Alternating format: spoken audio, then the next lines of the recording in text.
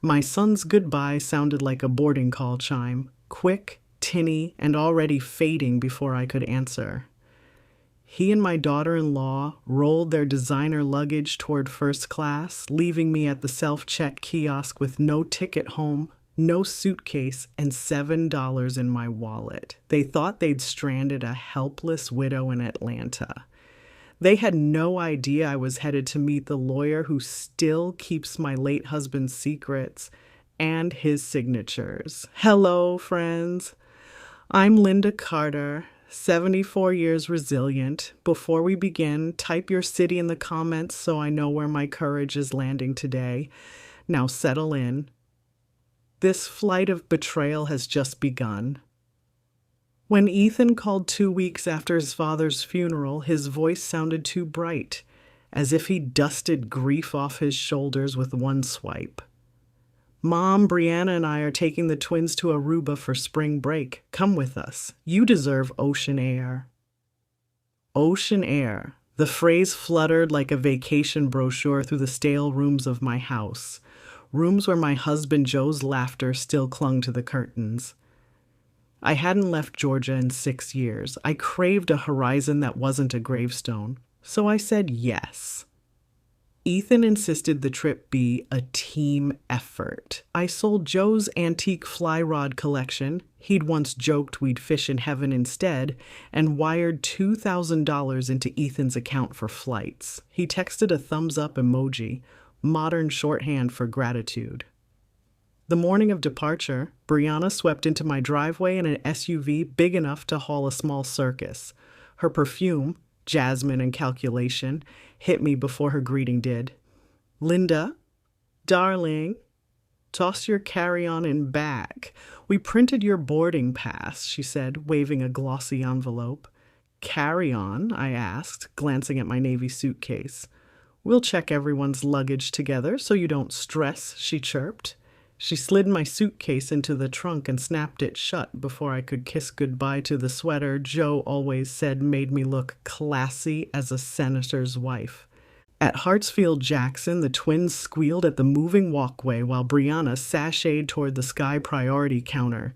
Ethan trailed behind, tapping his phone. I hung back, clutching the envelope like a lifeline.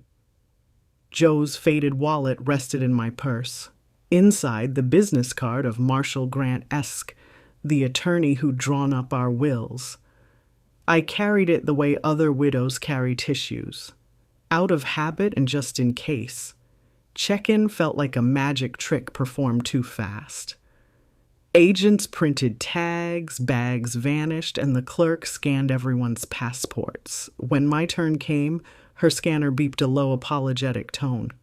She frowned. Ma'am, your itinerary shows a one-way ticket. I laughed, sure she'd misread. Oh no, I'm returning with my family. She typed again, brow creasing. There is no return booking under Linda Carter. I'm sorry. Her polite smile hovered like a Band-Aid over a stab wound. I spun to Ethan. Sweetheart, can you clear this up? Brianna sighed. The sound a woman makes when correcting a child. Linda? Flights are outrageous. We figured you'd stay a bit longer. You're retired, right? Flexibility is freedom. Ethan adjusted his designer sunglasses, avoiding my eyes. We thought you might like an open-ended adventure. You could visit Aunt May in Tampa, remember? Aunt May moved to Oregon 3 years ago, I whispered. Brianna blinked, unfazed. Well, plenty of buses head anywhere you need. She tapped my phone. Sell that. Cover a Greyhound. The twins tugged her sleeve, begging for snacks. She waved them toward security, then looked back at me with that clinical smile people reserve for charity cases and lost pets. You'll figure it out, Mom. They glided away, rolling suitcase wheels clacking like applause for their own performance. I watched until the crowd swallowed them, until first-class privileges whisked them beyond the metal detectors and into a life where my grief was an inconvenience.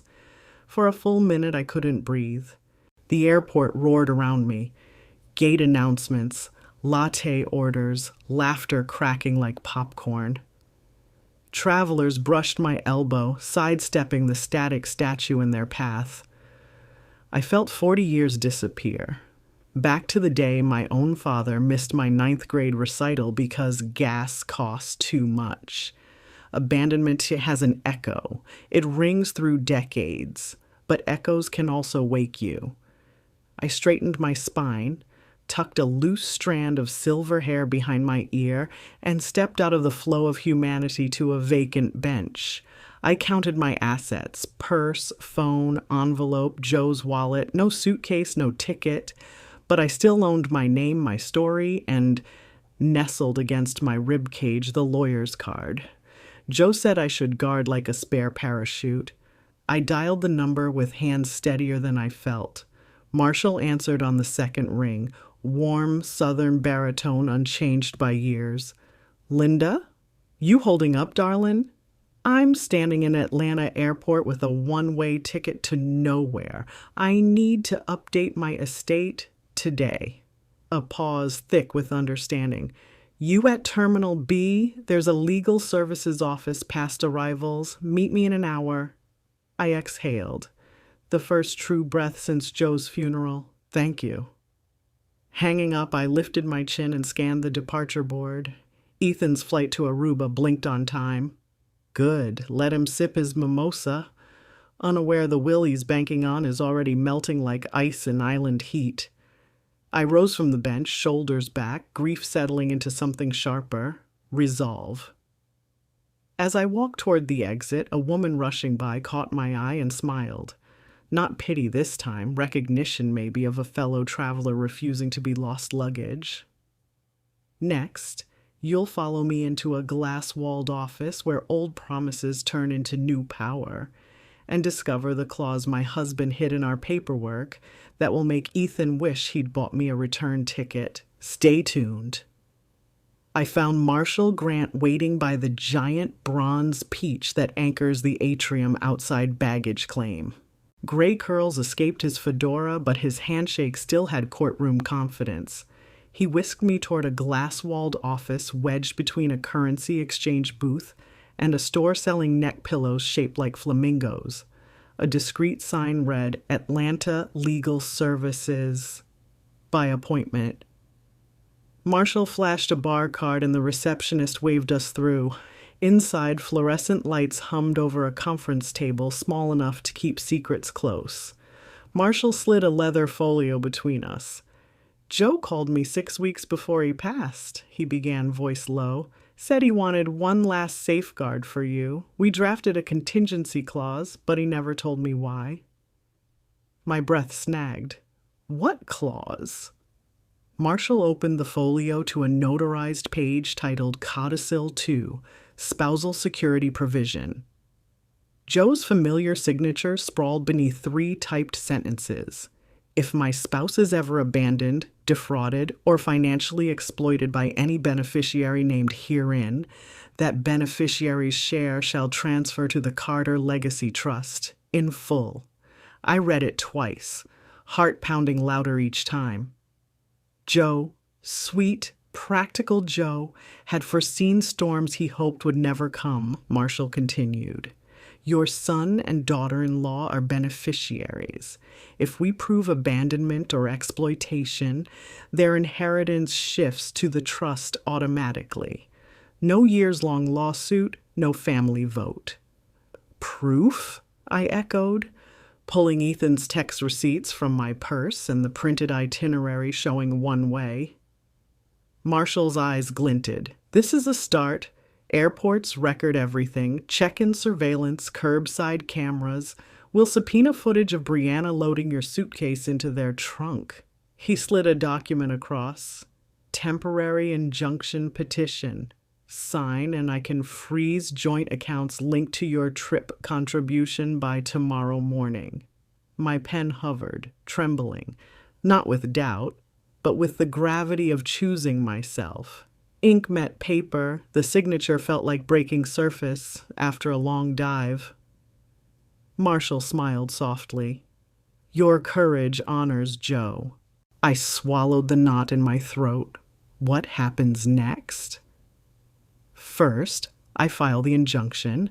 Then we notify elder advocacy services. They'll log this as potential elder exploitation. Finally, we activate the codicil. He tapped the page. Ethan's slice becomes a scholarship fund for at-risk seniors the moment a judge agrees you were stranded. A laugh. Half disbelief, half relief escaped me. He left me at gate C15 and may end up funding bingo nights for people who still know loyalty. Marshall's gaze warmed. Joe always did play the long game. He excused himself to scan documents. Alone, I stared at my reflection in the chrome tabletop. A widow with airport hair and airline betrayal, suddenly armed with legal thunder. Around me, phones rang, keys clacked. Somebody muttered about a deposition. Life kept sprinting. But for the first time in months, I wasn't winded trying to keep up. Marshall returned with a manila envelope. Certified copies. Keep them close. He hesitated. Do you have somewhere safe tonight? I hesitated, picturing the empty house where Joe's toothbrush still leaned against mine. Safe. Yes. Comfortable? Less so. He scribbled on a sticky note. Stay at the Hampton off Peachtree. I'll text you the room on my corporate account. No charge. Marshall, You already paid, he cut in gently. With 42 years of my friend's respect, let me escort you to a cab.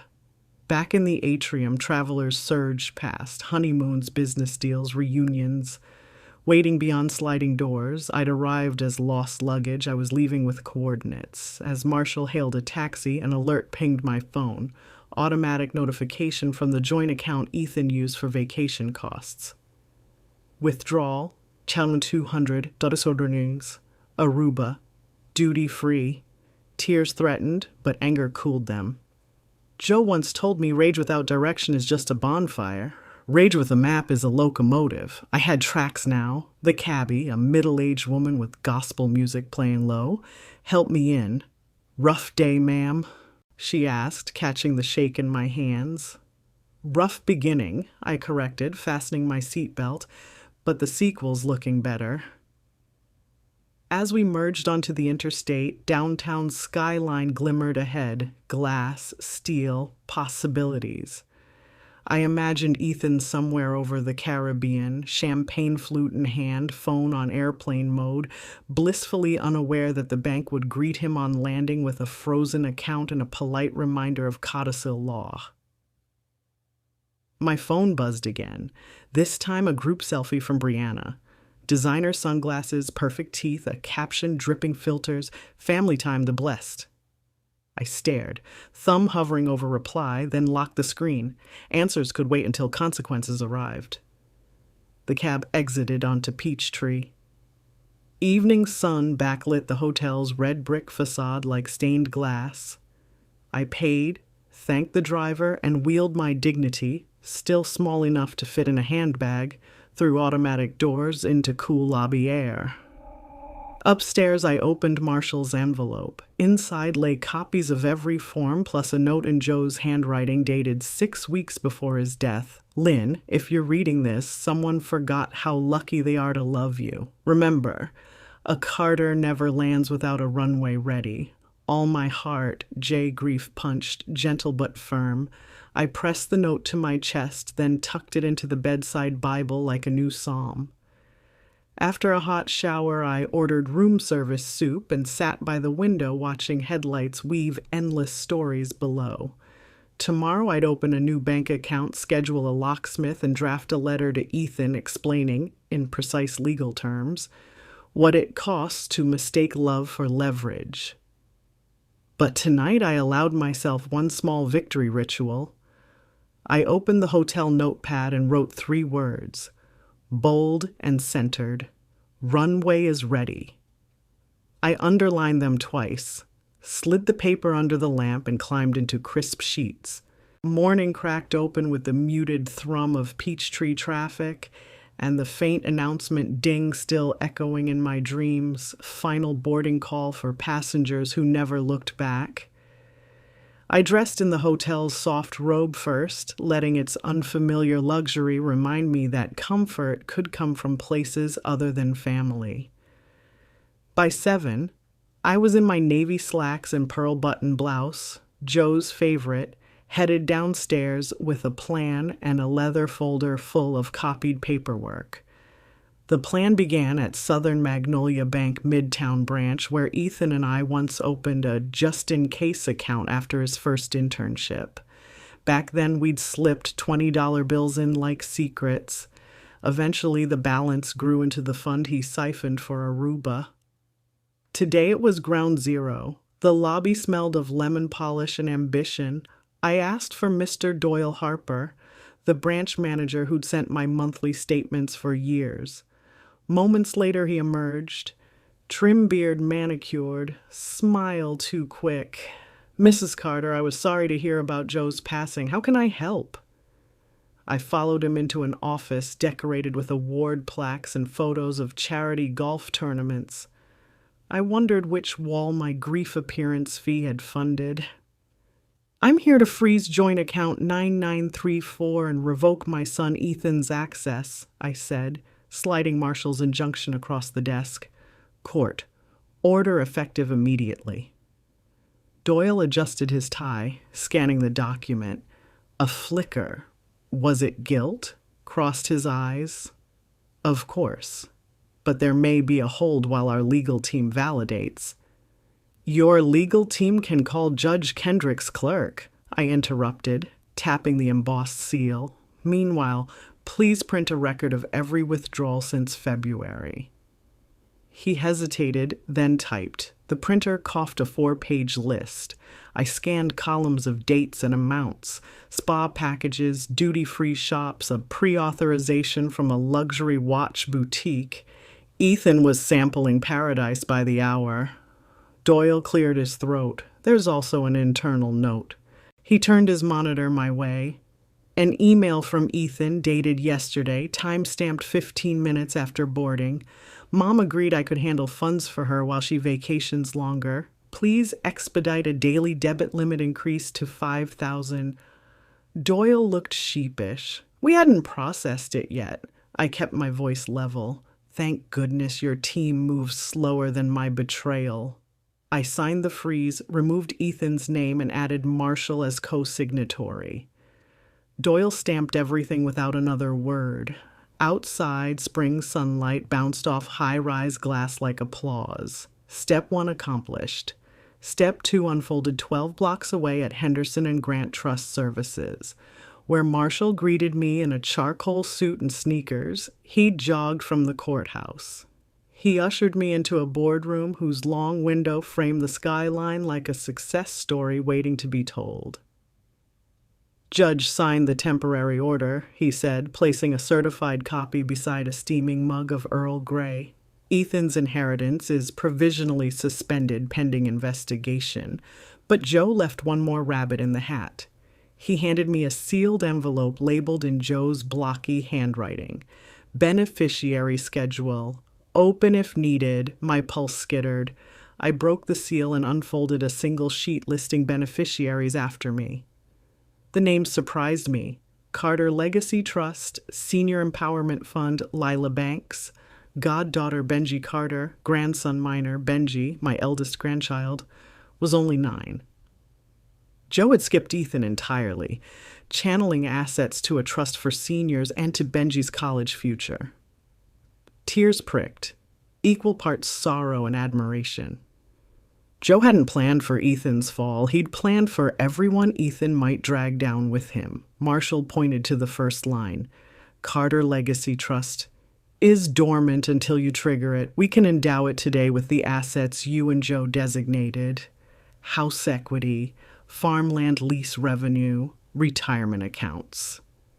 Ethan's original share would divert here once abandonment is proven. I exhaled slowly. Let's do it. While Marshall drew up directives, his assistant wheeled in a laptop for a video call with Elder Advocacy Services. A gray-haired woman named Dr. Serena Holt appeared on screen, her voice calm steel. She guided me through an affidavit. While Ethan lounged oceanside, I described the curbside check-in, the fabricated one-way ticket, the confiscated suitcase. My words felt less like complaint and more like construction, laying bricks for a fortress no neglect could breach again. Dr. Holt concluded, "Given the financial component and emotional abandonment, we'll classify this as exploitation. Our assessment team will coordinate with your attorney." She paused, softening. "Mrs. Carter, you're not alone in this." I believed her. The loneliness was ebbing, replaced by something sturdier. Marshall slid a final document across. Emergency Property Directive. We file this. Locksmith changes the house codes today. Ethan's key fob will deactivate. Memories flashed. Ethan at 13 proudly installing the keypad Joe bought him for his science fair. Ethan at 25 letting himself in to borrow power tools he never returned. Sentimentality softened, then hardened into resolution. "File it," I said, signing. By late afternoon, we drove to my house. The locksmith's van waited outside, its engine idling like a heartbeat ready to restart. I unlocked the door, perhaps for the last time with the old code, and stepped into the foyer.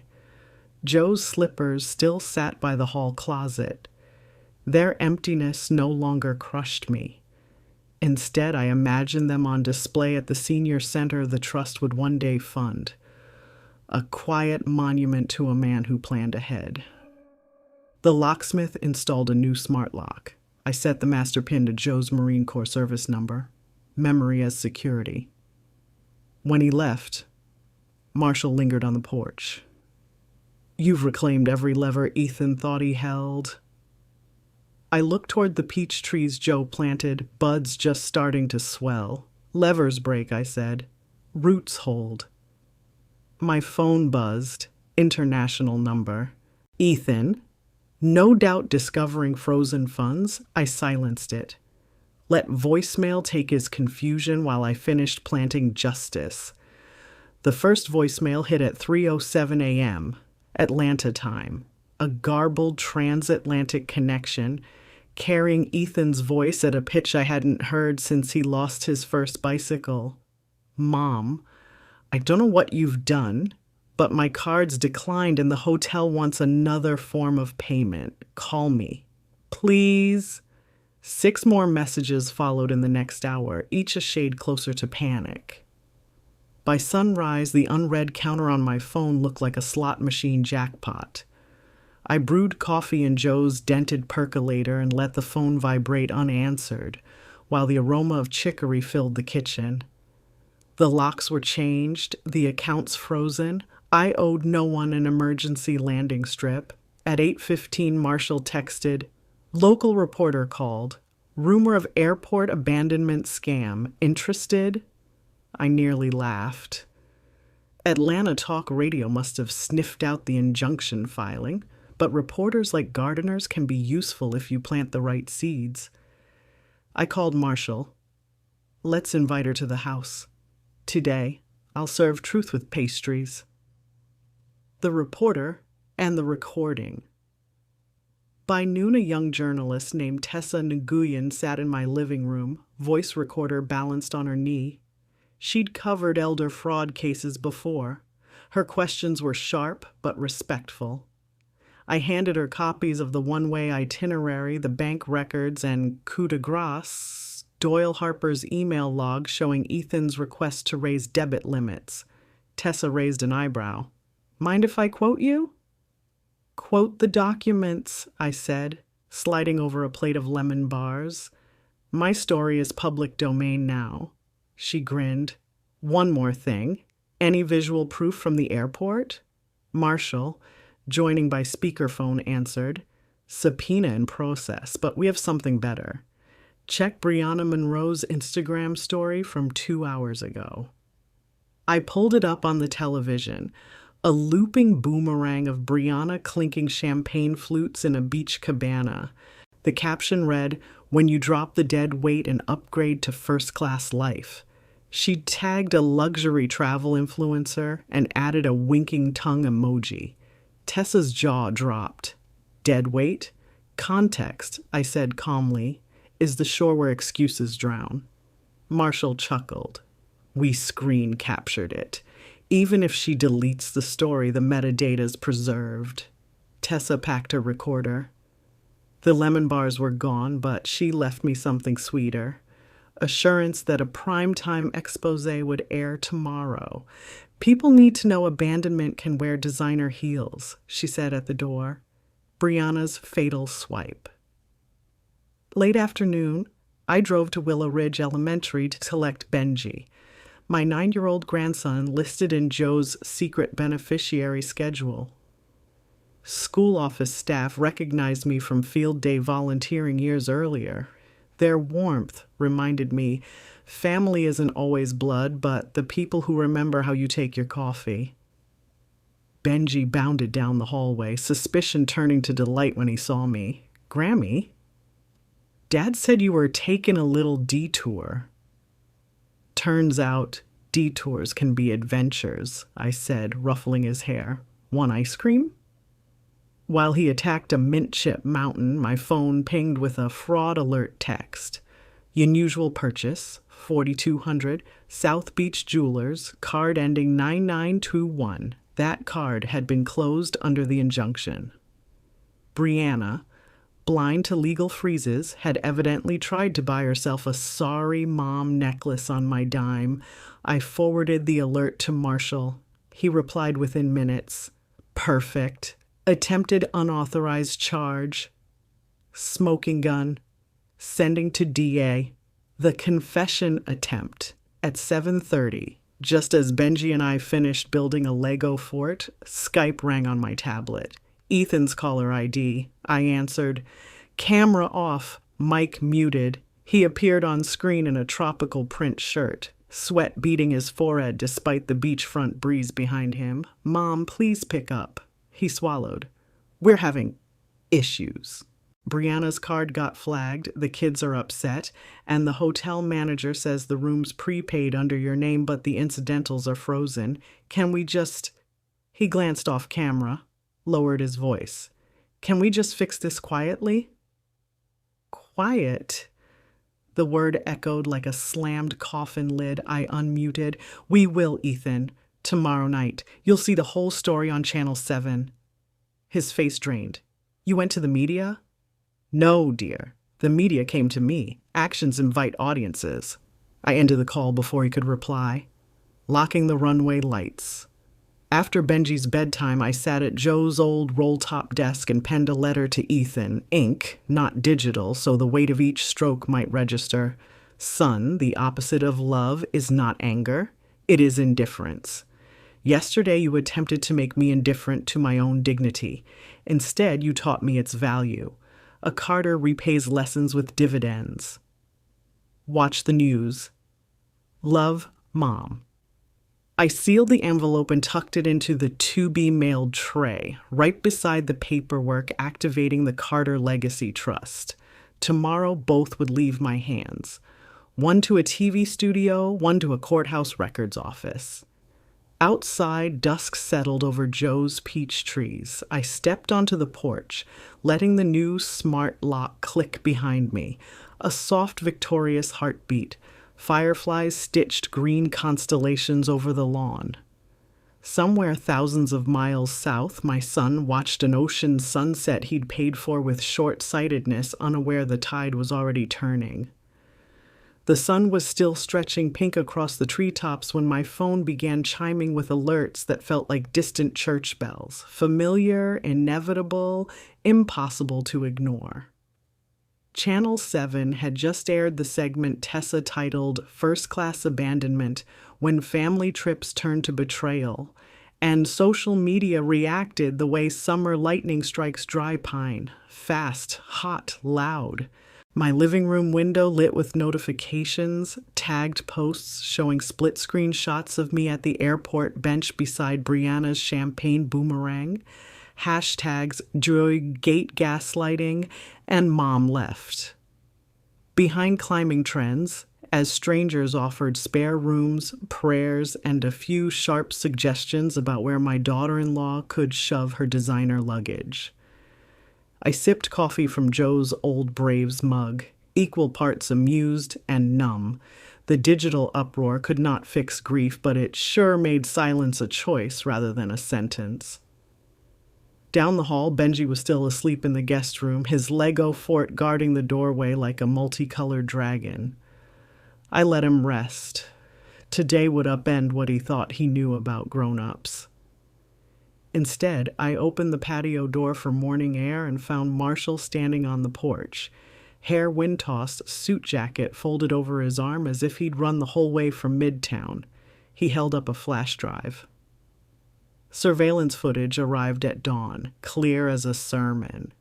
We sat at Joe's roll top with my laptop. The video showed Brianna gliding past the curbside counter, tagging 3 suitcases, including my Navy one, with her priority label. She smiled into the camera, the grin of a woman rehearsing for a vacation vlog, then tossed my bag onto the belt without a glance back. Ethan followed, tapping his phone. The timestamp was 4 minutes before my boarding pass was voided. Marshall paused the frame. Sequence and motive, theft of property, intent to defraud. DA's office will love it. Before we could discuss next steps, the doorbell rang. I expected a reporter or perhaps an angry florist delivering guilt orchids, but the man on the stoop wore a UPS uniform and sheepish grin. "Mrs. Carter, I have a parcel redirected from Aruba."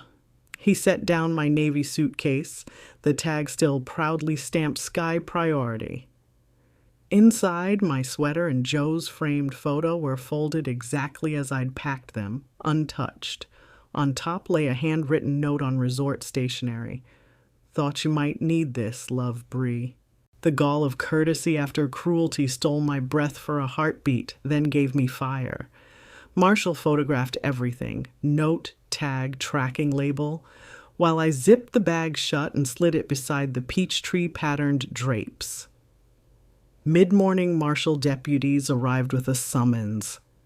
Brianna's attempted necklace purchase, flagged and linked to the frozen funds, constituted felony credit card fraud. Ethan might dodge the initial abandonment charge by claiming ignorance, but his wife's swipe had signed them both into a deeper docket. The deputies also brought a witness, surprise ally. Just as Marshall predicted, it was Jasmine Ortiz, Ethan's ex-college roommate, now a junior accountant at Southern Magnolia Bank. She had seen the limit increase request, smelled something rotten, and quietly forwarded the email chain to internal compliance before Tessa's story even aired. "I'm not here to sink Ethan," she told me in the kitchen, fingers wrapped around a mug of peppermint tea, "but I won't watch him sink you." Her affidavit detailed how Ethan labeled the account parental nest egg and joked that old money should fund young fun. She stared at the steam rising from her cup, shame and resolve battling in her eyes. "He isn't the kid I remember," she whispered. I placed a hand over hers. "Grief warps some, reveals others." She nodded and signed the statement. Marshall slid her way. By noon, Benji wandered in, hair wild, clutching a Lego astronaut. He blinked at the deputies, at Jasmine, at the flash drive on the table. "Is Dad in trouble?" he asked, voice small but steady. I knelt so we were eye level. "Dad made mistakes, honey, grown-up ones. The law will decide consequences, and we will decide kindness." His gaze, so like Ethan's as a boy, searched mine. "Will you still come to my science fair?" I hugged him tight, try to stop me. When he released, Jasmine crouched beside him, showing the astronaut how to do a thumbs up for truth. Benji giggled. The room exhaled. The deputies left with evidence. Jasmine headed back to her cubicle battlefield. Marshall returned to court. Alone again, I opened Ethan's latest voicemail. His voice had shed entitlement, replaced by hoarse apology. "Mom, everything's spiraling. Brianna's been detained at customs over some charge. Please, I'll pay you back. Just call me. Behind him, children cried. My grandchildren stuck in a paradise-turned pressure cooker. I closed my eyes, letting sorrow and fierce protectiveness wrestle. I dialed the resort, asked to be connected to my grandkids' room, and spent 10 minutes describing the Georgia spring. The peach blossoms almost ready, the mockingbird singing on our fence. I ended with, Grandma will see you soon and everything will be okay. I did not promise how or when. Children deserve truth wrapped in hope, not lies soaked in sugar. That evening, as twilight painted the sky lavender, Channel 7 aired a follow-up. Footage of Brianna in handcuffs at the airport, flanked by officers, her designer scarf drooping like surrendered colors. Viewers erupted again, hashtags now mixed with memes of champagne glasses shattering. But the image that caught my breath was Ethan standing just behind her, arms gently guiding the twins away from flashing cameras, lips pressed to their foreheads. Regret etched his profile deeper than any lawyer's brief could. I sat on the porch, phone silent for the first time all day, and watched fireflies spark in the garden Joe once tilled. Consequences were landing, slow and heavy as summer rain. Tomorrow would bring court dates, custody petitions, perhaps a reconciliation letter written in sincerer ink, but tonight belonged to stillness and to the quiet beat of my own heart. The heart Joe knew could weather storms because he'd built it a runway of trust and, when necessary, a fortress of clauses. Somewhere inside the locked house, my suitcase waited. Evidence turned artifact, proof that leaving someone behind can boomerang louder than any boarding call. I whispered into the dusk, "Runway lights on, Joe, your plan's working." A breeze rustled peach leaves in reply, and for the first time since the funeral, I believed him. The following morning began not with phone alerts or camera crews, but with a quiet knock on my door. Marshall returning from a pre-dawn hearing, trench coat still damp from unexpected drizzle. He carried a stamped court packet and the kind of measured smile that means complicated news. The judge, he explained, had accepted our abandonment evidence and invoked Joe's codicil in full.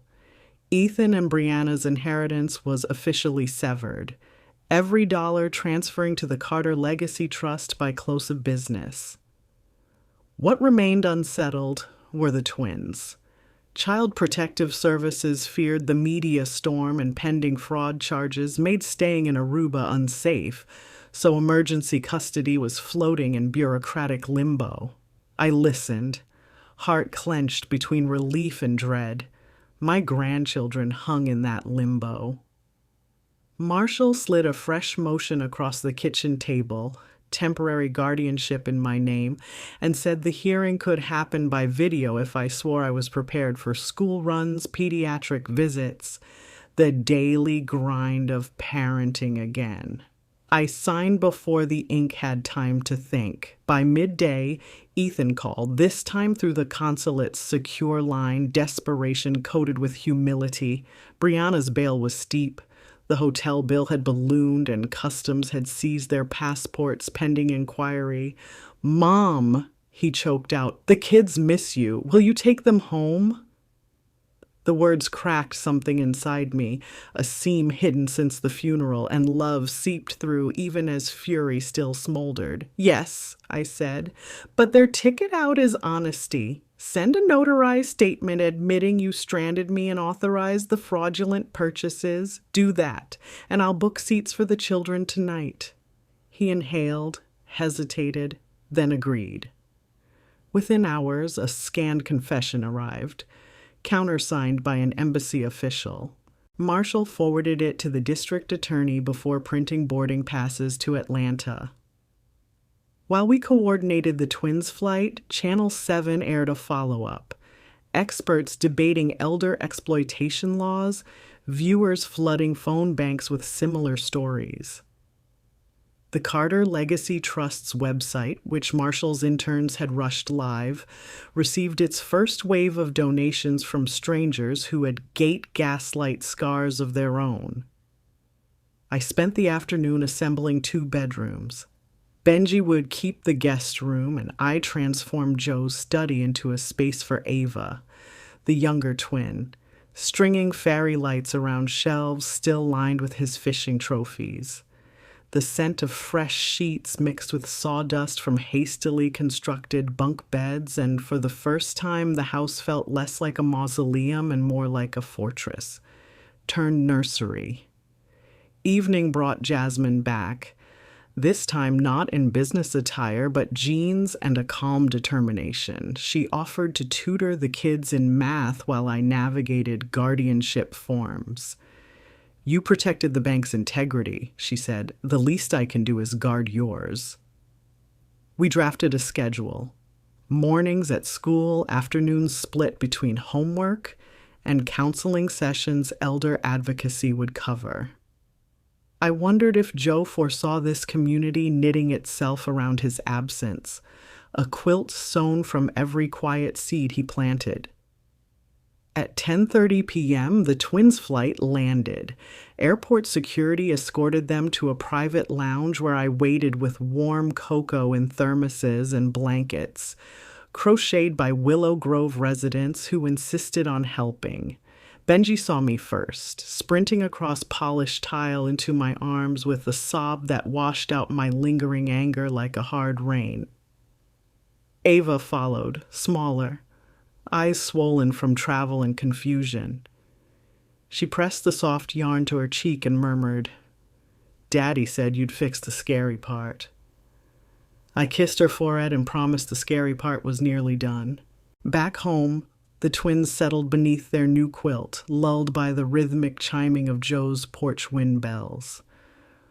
I stood in the doorway, watching their breathing slow, realizing guardianship wasn't a burden, but a baton Joe had silently handed me, an unexpected final lap that might yet redeem the relay. I returned to the kitchen where Marshall waited, reviewing final filings beneath the dim stove light.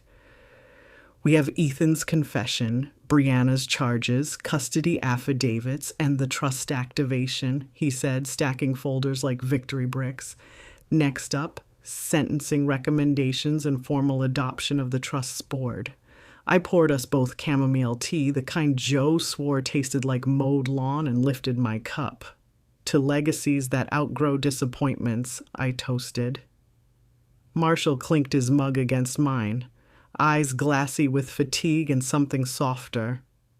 Almost midnight, my phone buzzed with Brianna's name. I let it ring into voicemail. The twins needed dreams untethered from parental turmoil, and I needed silence sturdy enough to hold tomorrow.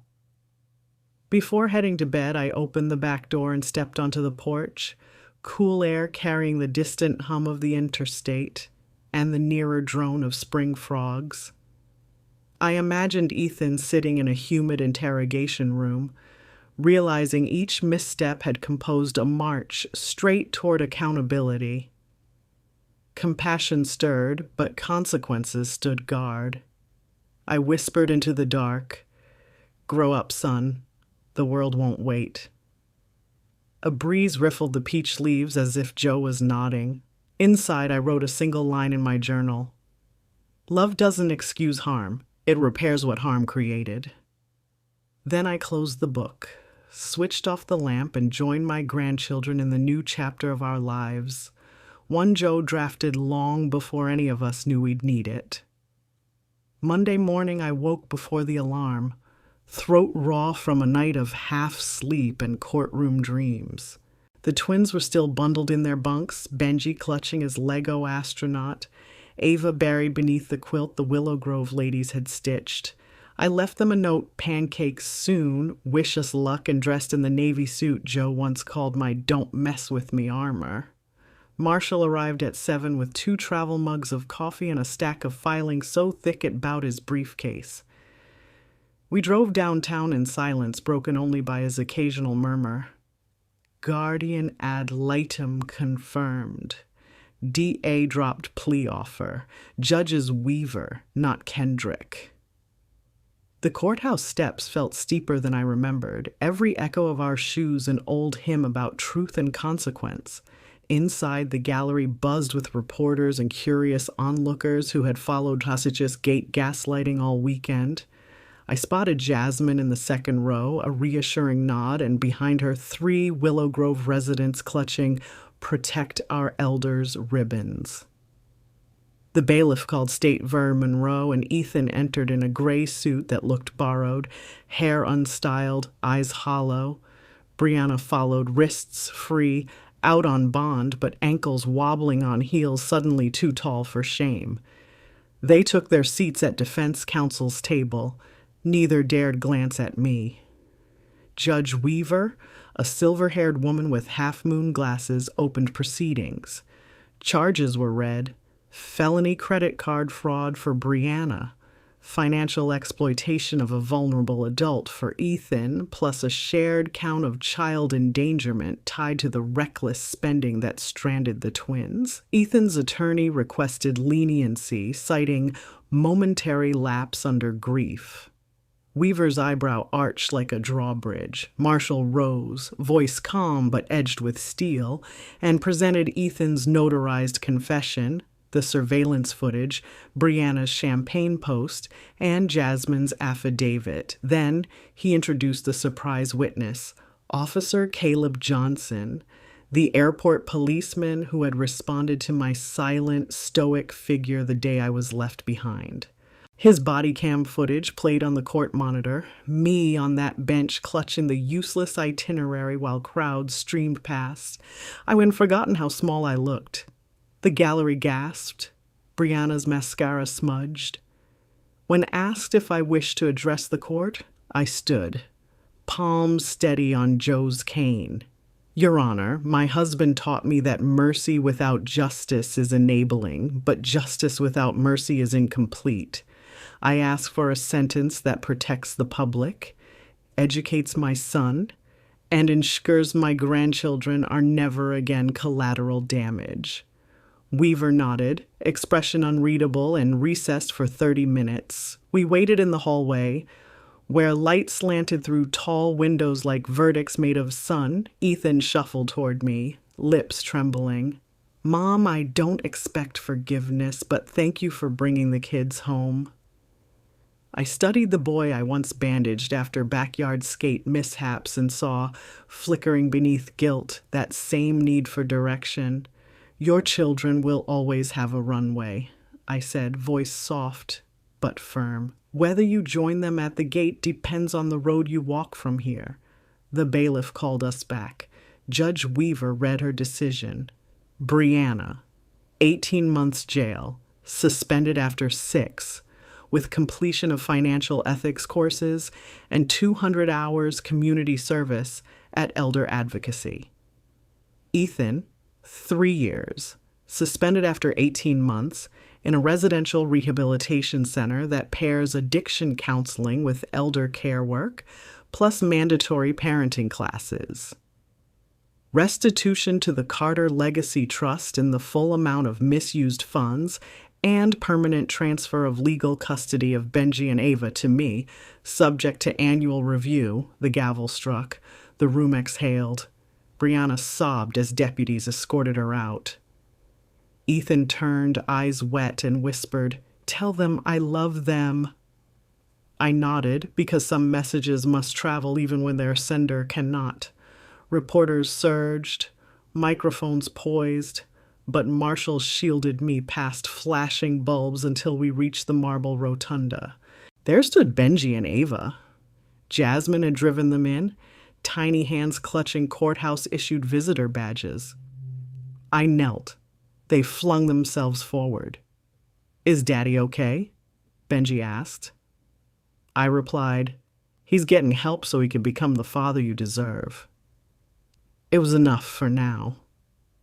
The next stop was the county records office, where we signed the deed, transferring my house to the Carter Legacy Trust Center for Family Resilience, a community hub offering legal clinics, grief counseling, and an evening meal for any elder left hungry by neglect.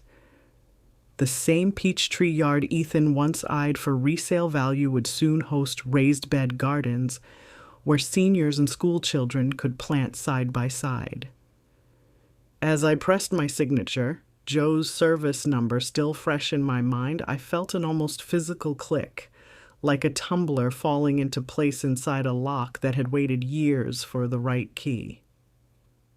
Back home, the twins helped hang a cardboard sign on the porch. Pardon our dust, hope under construction.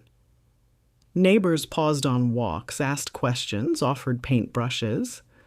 The local bakery pledged tomorrow's unsold loaves. The high school civics class emailed asking to volunteer. Community, it seemed, had simply needed an address. That evening, the children and I ate pancakes for dinner, laughing at syrup mustaches. After bedtime stories, Ava chose the giving tree, Benji a space encyclopedia. We settled them to sleep beneath the glow of night lights shaped like tiny rockets.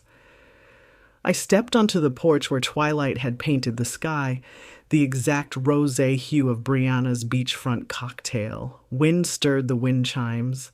Their soft clang merged with distant freeway hum, a lullaby for weary victories. Inside, I logged onto the Trust website. Donations had passed $50,000, a mosaic of $5 gifts and one anonymous pledge of $10,000 accompanied by a note, for every mother left at any gate. I closed the laptop, heart humming. Joe had once said legacies weren't built on what we leave, but on what we launch. Tonight, with 2 children safe upstairs and a community rallying around a house reclaimed, I felt the first ignition burn of liftoff.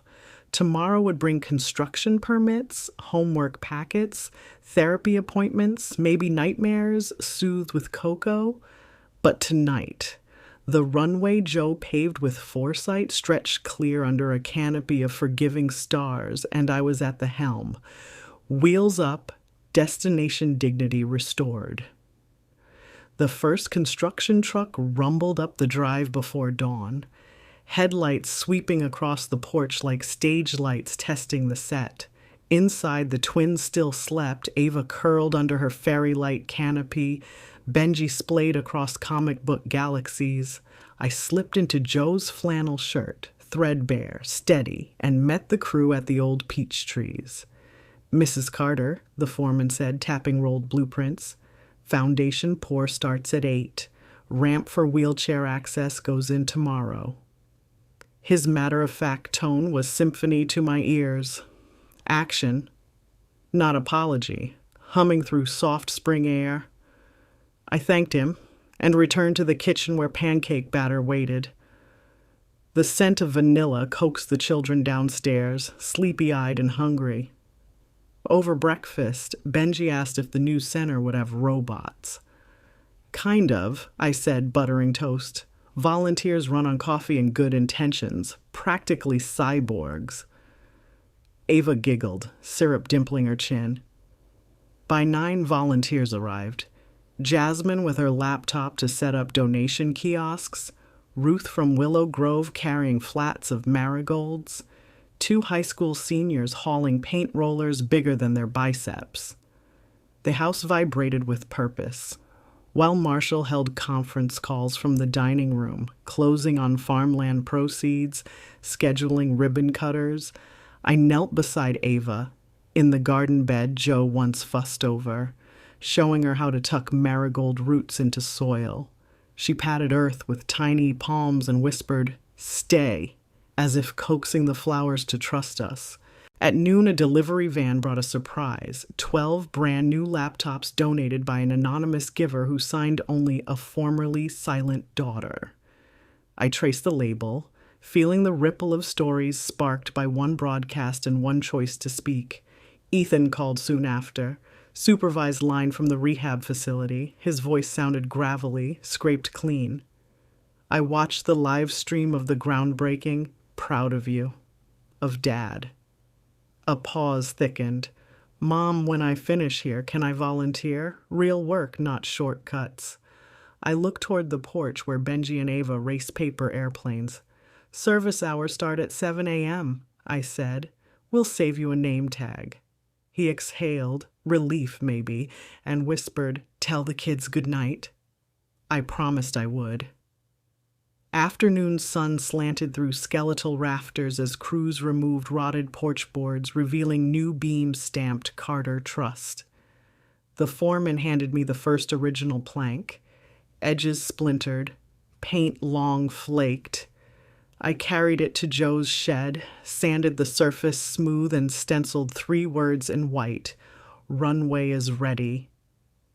We would hang it in the lobby above the welcome desk, a relic of a porch that once watched betrayal drive away and now cheered community walking in.